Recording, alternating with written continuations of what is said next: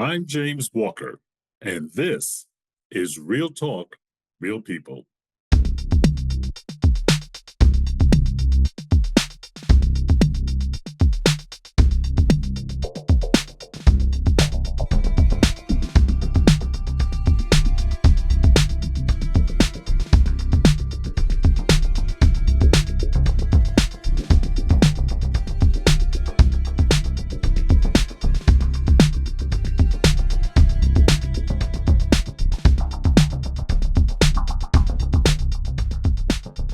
Hello, everyone. Thank you so much for joining us again this week. My guest today, you're very familiar with. It is activist Barbara Fair.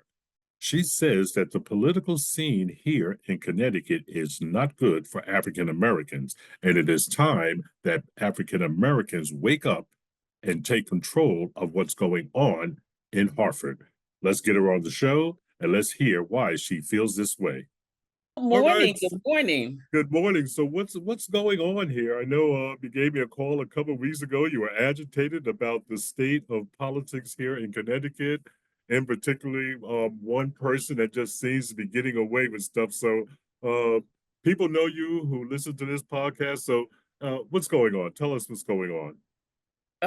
James, I have to tell you, last session almost almost experienced burnout. I really feel like I'm still recovering, and it just seems like the more time that I spend in Hartford at the Capitol, um, trying to get legislation passed to benefit the Black and Brown people, the more frustrated I become, the more upset I become, the more disillusioned I become.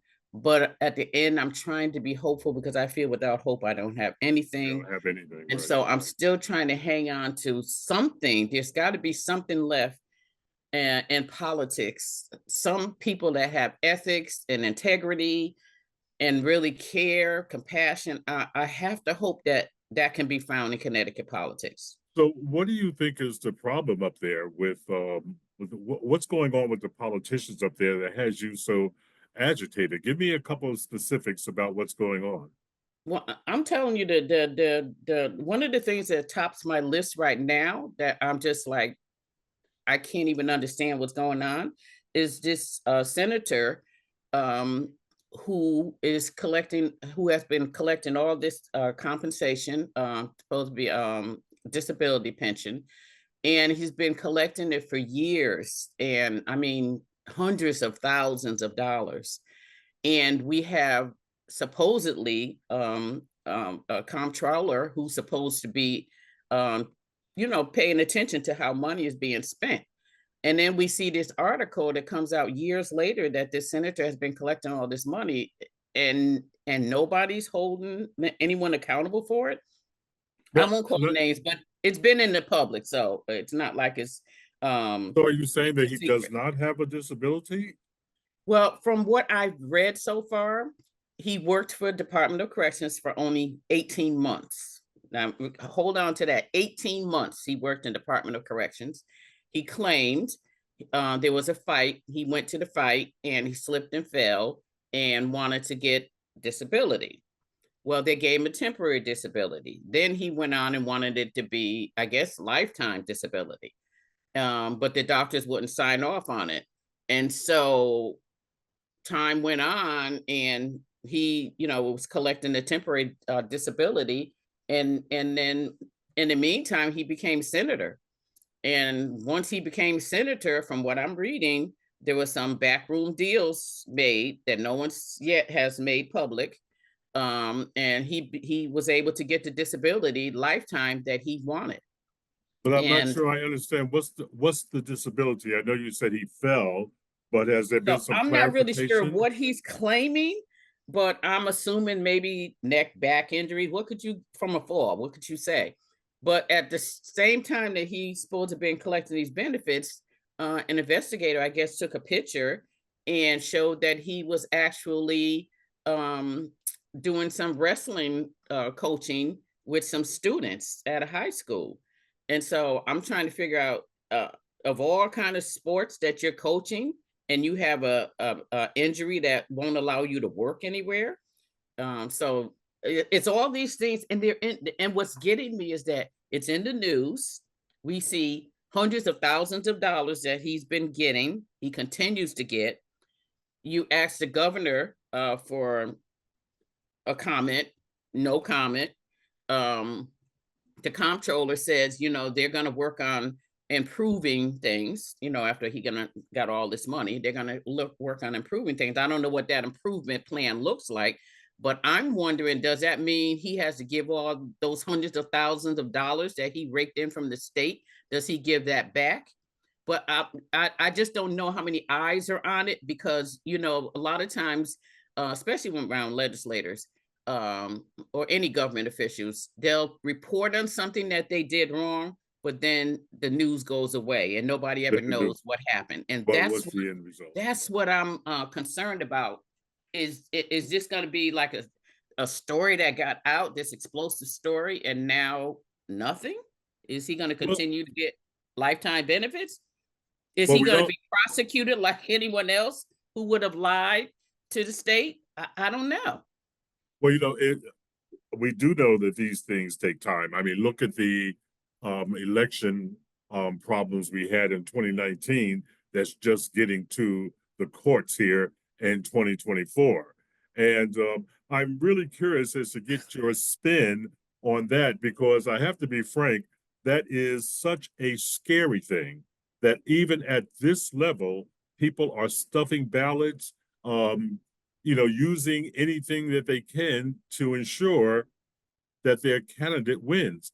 My problem Is with this storming is, the Washington, the Capitol, and you prosecute people, and then they're trying the ingoing thing's going to be President Trump is saying when he becomes president, he's going to exonerate, pardon them. And then when you seen yesterday, the Supreme Court, talking about scary, I don't know if that's a strong enough word. When I heard it's that, I had terrifying. to listen again. Yeah, I know, me Like, too. you I was saying the really shocked. president can do It's the anything while in well, office? it's not just the president. To me, that ruling is really saying that the Supreme Court is putting people above the law, and that is scary, Yes. because you can see right now what is going on in politics. So it is very scary, and it's not just Republicans.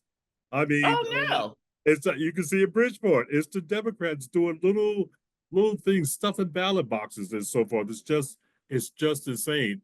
How do you think this affects African Americans and our role here in Connecticut?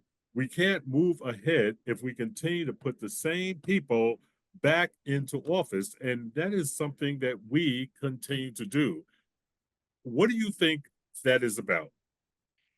Let me just back up just a little bit from what you just said, because you Okay. you you rang another bell in my head, that this senator, even with all this stuff exposed, commented that he doesn't think it's going to affect his election. So he must think he's above the law too. And I'm just wondering, is that part of government? Government officials are above the law, because I don't see any of them going to jail. They continue to pass legislation to govern other people's lives, but yet they're driving drunk, uh, doing all kinds of things, Well, and no one the gets thing for me, prosecuted. Barbara, I have to be frank, and I've never bought into this because they're politicians, because they're police officers, because they're doctors, or whatever the case. I've never Mhm. bought into this, that they have this moral high ground that none of us can, can reach. I've always assumed that they're dirty, that they're no different than anybody else. If they're caught or trapped in something that could affect their lives, they will lie, they will do whatever. So I've never bought into this whole, this whole thing because you are Yeah. a So I'm politician or learning. whatever. So Yeah. that's where my No. frustration is. I'm learning. I always, and people always say, you always look for the good in people. And I guess I do to a fault, because I am shocked by the things that I'm seeing since I've been involved in politics. I People used to say all the time, especially in the Black and Brown community, I'll say to them, you got to get involved in politics, because politics run your life. They say, "Oh, I don't get involved in politics," I and they know. say it proudly. And Proudly. I used to be upset with them, because I'm saying, but politics is running your life. Everything that you do in your life now is because of some law that these legislators have passed. You have to have a voice in it. But now that I'm actually in it, every year I'm leaning more toward I can see why people say they don't get involved in politics, because the stress and aggravation and frustration that I have gone through just in the last couple of years just tells me I don't need to be in politics because it keeps my blood pressure high. I have to constantly go on vacations. I'm constantly recovering every session. This past session was a short session, but it almost buried me. But And let me ask you a question, what's Barbara. really frustrating for me is when a lot of the issues I bring up are covering Black and brown people because and incarcerated people, because I feel these are the people less seen, less heard in our society. So that's where a lot of my fight is. And what I've seen throughout all the years of doing this work, if the victim that they're trying to get legislation to cover is white, they can change policy I'll within the see in a session. second. Right. Within the session, let it be something to uplift the well-being of Black, brown, and incarcerated people, and it's just acceptable that it will take years to get something done. And Can you give me an I can't. example? Can you give me an example? Okay, take what happened to the Cheshire. I know you know about the Cheshire incident where this white family was, brutally murdered. I was in Hartford at the time this happened. Immediately, they didn't wait years. They didn't even wait a full session. Immediately, because these guys were on parole, they changed the policies around parole. People were on parole, were out there and doing well, not having no problem. They made them come back inside the prison. They changed the whole policy. They came up with new laws. Burglary is now home invasion. Everything within a session. And I have gone to them year after year after year after year about trying to humanize the conditions for people that are incarcerated, Yeah, men, I women, think children, everybody, you're pretty much known for that. decades. And still, it's hard to get anything done. And I found in doing this work that some of the champions up there that I really look forward to have accepted that when it comes to us, we have to wait. We have Well, to make those baby steps to justice. We have to be patient, all of that. But I never hear that when the person when that's trying to get justice is a white person. well, let me ask you a question, and I'm very serious about this. Is it because you just don't have a unified um backing around you? I mean, if you went to Hartford with with the full backing of say 75% of African Americans in Connecticut, we would get things done. The problem is we don't unite as a unit to get things done unless a cop shoots a black man. That's the And only that, time we seem to, and we even allow that to peter out after the initial right. Once the cameras are outrage. gone, the people are Once, gone. yes, Yeah. the people are gone. So, I mean, I That think plays a major role. right, and I think it's probably the same with the people and the African Americans and minorities and people of color in Hartford is that they don't have the full backing of their constituents. They have, they vote them in, but when it comes to doing things like what you're trying to do, like with solitary confinement and so forth, Mhm. you get a handful of people that come out as opposed to the tens of thousands of people that you need in order to demand change. That's unfortunately how people of color have to do it. Like you said, if you are white and something happens, they within a session, they will enact new policies, et cetera, et cetera. But when it comes to the African American community, this just takes a long time. But since we're on that, what is your take on the money coming from the marijuana from the sale of marijuana and what it's supposed to do? Now, I ask this because I really haven't kept up with it, but I do know Michael Jefferson, and I Mhm. do like Michael Jefferson. I do believe that he has, the heart of the African American community in his head. But Mhm. I understand there's some problems there, and I don't see where this massive amount of money that has been spent on marijuana is changing anything in the Black community, though things are relatively new. What's your take on that? I have to say that I definitely agree with you. Um, this is supposed to be, thought it was more like this is the government giving reparations to the people whose lives they have destroyed. Mhm. And so of course that would be Black people specifically, because Black Right, people were the target. Brown right. people got into it, became a target, but Black people were the initial target. That's It correct. was Nixon's plan to disrupt Black communities, destroy their leaders, and that's what they did. And that tool continues. To this day. 54 years later, we are still in that war on drugs. And if you look at the majority, We're going to take a quick break, and I want to remind our listeners that we are talking with activist Barbara Fair, and she's discussing the political scene here in Connecticut, which she doesn't think is good for African Americans. She also doesn't think that African Americans are paying much attention to something that is so vital to their everyday lives. I also want to remind of our listeners about my book and my memoir, Dead Windows, My Long Journey Out of Domestic Violence. It is a good read, even though it is an unpleasant subject. But let's face it, folks, we have a lot of problems with domestic violence, and it does affect a lot of Black men. And it is time that we understood that.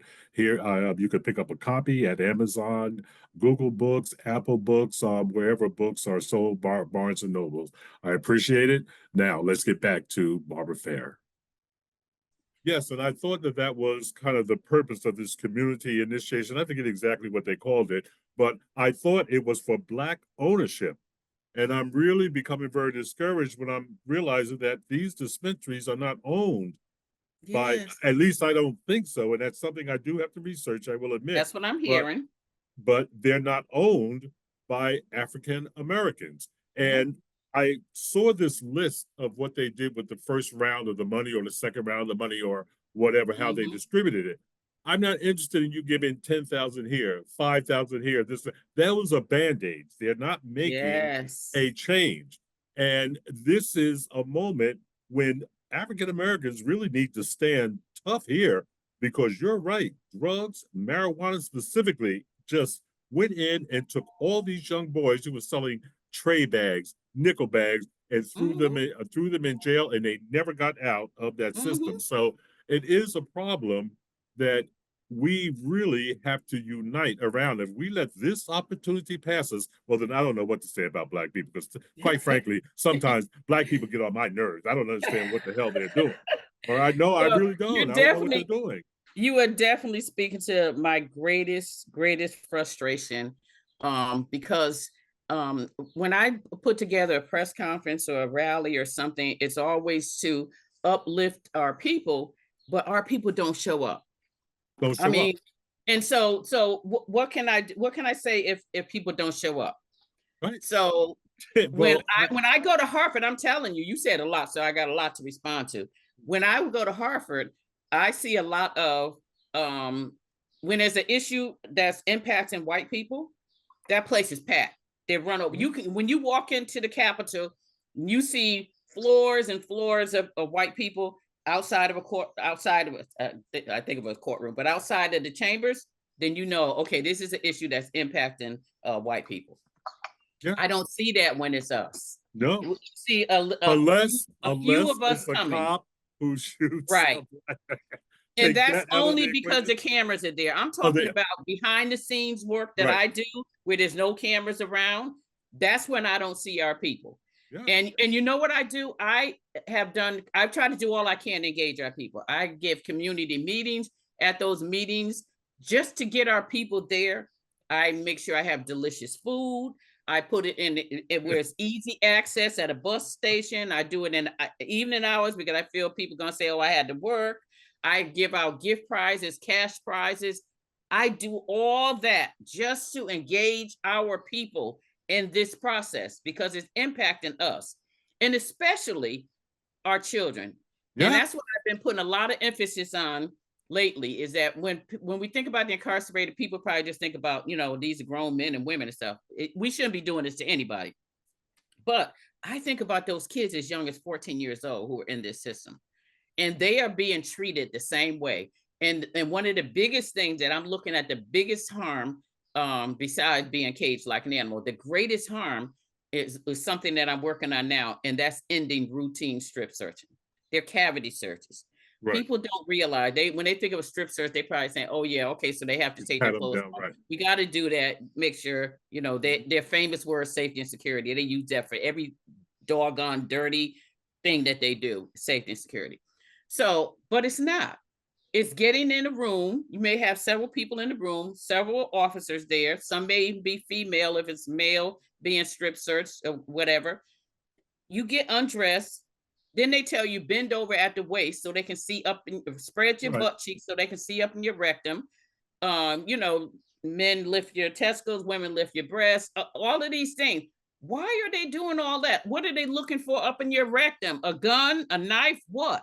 So what they'll say, well, one time, probably one time in 100 years, you probably found somebody had a razor and it was in their butt cheeks. And Yeah. so this Well, is why you do this, because they always go by is safety and security. sure. For us, this is state sanctioned sexual violence. And it's the greatest harm I think is happening is going to happen to our kids who are being traumatized by this at an early age. Those kids and men and women who are traumatized several times, probably in a week, sometimes in a day, by this behavior, this practice that they have, those people are coming back to our community. You have broken many of these people in your system, broken them spiritually and physically. Many of them come home with diseases. They don't even live long after. Many come home, commit suicide. Some commit suicide inside, which is another issue for us. All these people that are dying inside, nobody ever hears Yeah. about it publicly. There's so much going on behind those bars with no public scrutiny. And that's why it was so important for us this session to get an independent buzz person. That person will go inside the facility. They will talk to people. They will inspect the facilities. They will sit down with the commissioner of corrections and look over some of the policies that might need to change. It would give incarcerated people some kind of hope that they cannot just be treated any kind of manner, any kind of way, and nobody's looking at it. Yeah. But Well, that was a journey in itself. yeah, I know. And let's face it, with the news out, what did we have some correction officer?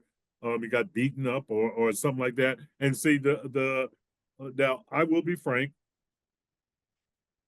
I'm not a fan of those stories because I really believe. See, I understand men, and I know give men power Huh. and they abuse it. So I've Yes. never gone for this thing that because these guys are behind bars, that they are these horrible people and so forth and so on. I quite frankly think there's a lot more horrible people who are correction officers than those behind bars. Really, I'm Right. serious. You give men power I and feel the same way. they abuse it. So, but on the other hand, uh, we And do they're need supported when correctional. they do it. That's the And, thing. Because we know of yeah, that's the correctional problem. officers who have actually been arrested, and of course they never go to jail, but they got arrested. Mhm. But in the end, the final outcome, if they lose their job, the union is fighting. Arbitration is bringing them back to that same job. I So know that sends a message to them. You can do whatever you want. If you get caught, yeah, okay, so they might arrest you, have a little something in the news. But at the end of the day, you're going to get your job back. yeah, but So you know, why would Barbara, they stop? again, I say to you again, this comes down to the African American community and just how fragmented we are. I mean, Yeah. again, we don't seem to be able to come together on any issue Nope. except when police shoot an African American man. I would like that same thing on, just education and in politics and getting involved. And, and we don't have that. And it really is not moving us forward. I'll tell you what I like. Is it the commissioner of, who's the black guy of DOT? Who's been on the news lately. He's very upset about the person who got who was hit. The Oh, woman you're from talking East about Haven, public safety. public safety. I have to tell you, Yeah. I loved him coming forward. He was outraged, and that's what we need in the black community. I think it's time somebody told off the black Mm-hmm. community and say, look, stop complaining so much. You've got it here. All right. All you need to do is pull together. You've got Mm-hmm. it. All you need to do is pull together. But the problem is we have a whole lot of people, Barbara, that I don't think Yeah. they You know what? recognize that it's You know what I Tuesday, find? You know what I find? Like we have somebody who really is legislative, who took their job serious and has been for the last 10 years. State Representative Robin Porter. I don't know. You must have heard of her, I'm sure. She doesn't She like is me. truly the people's champion. She has not forgotten why she was elected. A lot of them forget why they was elected and who elected them, put them in place, because many times once they get there, they're figuring out, well, how can I stay here? How can I move up in power? All of that. And they forget about the people that put them in power. Right. Uh, State Representative Robin Porter is one of those people who never forgot why she was there. And what you find with somebody like that, she's very outspoken. She calls a spade a spade. She gives the people voice. There's many times I want to do a press conference, a rally, something, and I went through her, never question, never, oh, well, let me see. And no, what do you need? Let me see, make all the connection. That's a person who spoke out on a lot of issues that concern Black and brown people. But the problem is, if you look at Connecticut legislature, it's predominantly the state of Connecticut, which is Right. very dominated by white people. Mhm. White people in the suburbs who don't, none of this stuff, incarceration doesn't touch them at all. And so they could care less about it. Our governor, he made it clear all the years he's been in office, he don't care nothing about incarcerated people. And I don't know if he even cares anything about Black people except election time. But these are the people that somebody like Robin Porter has to have to push up against to get something done for us. Mhm. And she was feeling like in the last year, like it's too much, it's becoming too much to have to fight so hard. And not only Right. the Caucasians, Again, but the Black leadership but the as black well. leadership. And Right. it pushed in, and she said, I got to get out for my own mental health. And so she left. And one of the things that I read recently in the Connecticut Mirror, I think, yeah, they did a story on her leaving.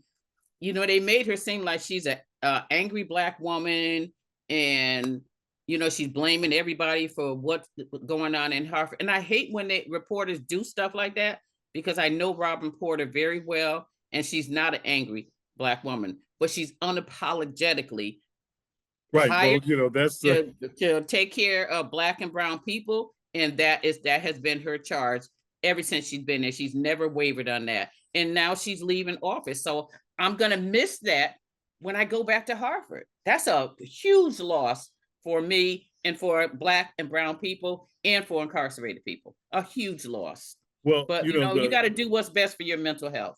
one of the things that is one of the biggest issues with dealing with incarcerated people, quite frankly, is the media and the Yeah. image that they have portrayed of people behind bars. You and Mm-hmm. I know that, there's many people behind bars that, are just decent people. They dealt Right. drugs. They dealt Right. drugs. Okay. Mm-hmm. Or But, they have mental health or they issues have or mental health addiction issues. issues But that's what's or filling our whatever. prison.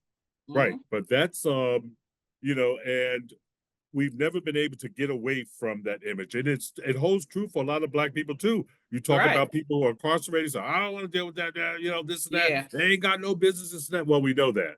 We Right. know that. But when you're talking about people who are 16, 17, 18, and 19, Mm-hmm. these these are lives you can change. You can't Mm-hmm. change a life who was 50, 60. I mean, those lives are settled. Yeah. But when you're talking about young people, you can turn them around. And the Mm-hmm. best way to turn them around, quite frankly, is to show them some positivity in the Black community. There's too much negative in the Black community in large segments. There's not Mm-hmm. enough large segments of positivity. So it's really a problem, Barbara. It really is. And yeah, and when there is positivity, that's not what the media is covering. So that's No, another thing too. You'll never see that. It's just like when you talk about the media covering when a police officer or a correctional officer is assaulted, and that's in the news. It'll be in for days. But yet we talk about a civilian that's assaulted. You don't hear about that. Perfect example. There was an officer, correctional officer that someone has sent me a video and I seen it. It got into the media, and it showed three correctional officers beating this one young kid, and I say kid because they're all kids to me, beating this young man, And you see the young man he puts his hands out. He's not resisting none of that. They all jump on top of him, beating him, kicking himself. That got in the news for a day. You ain't heard Right. nothing else about it. And one of the officers who was involved had been an officer who had been fired, and the union got him his job back. And so Yeah. they put him in Garner, of all places where the seriously mentally ill people are. They put him there, and this is what happened. You don't hear nothing else about that. But let an officer be assaulted, you're going to hear that in the news, because And you'll that's hear what it the media over. wants to portray, That's correct. that these places are dangerous for correctional officers. They are dangerous for correctional officers and incarcerated people, because there's good correctional officers who would never be a part of this, but you're still in that environment. Well, another thing is that there aren't many black people in the media, period. And then we have a lot of those black people in the media. For some odd reason, they think to speak up for Black America is a problem. They don't realize they would be respected more if Right, they if they did that. did. But we have, like, I'll give you a perfect example. They did this thing with sickle cell anemia on Mhm. Fox, and they used white people, getting needles and so forth. So I called the station. I said, "This is an outrage." And I'm speaking to a black woman. She says, "Well, such Mhm. and such and such." So I called her out on Twitter. I said, "You must be Mhm. kidding me. You don't see a problem with this? That's your responsibility to call it out and say this is a black disease. You can't use a white arm. I mean, you can't." But anyway, Barbara, we are at the end of our time. Final Oh words my from you on goodness. what's going on. Well, we've been at it 35 minutes, so Okay. final words from you about what's going on and what you hope for, and et cetera, et cetera. And thank you for this opportunity. And I'm just going to keep going. I'm not going to give up. And so hopefully I can somehow, I don't know how I'm going to do it, I haven't been able to do it, is inspire our Black people to stand up for their loved ones, so I don't have to burn myself out trying to stand up for 10,000 people when there's one person from that family or friend who could stand with me and Stand with you. demand and really see some really change happening here in Connecticut. Well, let's hope that happens, Barbara. The one thing we don't need is you burned out because, quite frankly, you've been that spark for years now. But like Robin Porter says, after a while, you get tired of carrying a burden Right. all by yourself. So again, maybe it's time that we turn these voices and use our anger and direct it at Black America instead of white America, because Black Mhm. America can do something. Black We can people do are here in something, right, Connecticut, we can do something. right. So hopefully we can get that word out. And it was great to talk to you again. Actually, my listeners love listening to you. So we'll see what happens, and we'll talk to you again soon. Thank you so much. Have a great You're day. welcome. You have a good day. You've been listening to Real Talk, Real People. If you would like to be on the show, if you have an idea for the show, give us a call at 203-605-1859 or drop us an email at realtalkrealpeoplect@gmail.com. You folks have a good week, and we'll talk again next week.